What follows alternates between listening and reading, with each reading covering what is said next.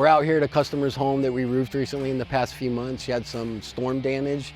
This is a beautiful home, but also a very large-scale roofing project. The predominant pitch on this home is a 12-on-12, which is extremely steep. We have 5 dormers on this property, as well as a chimney. We got a few valleys that are in really tough locations.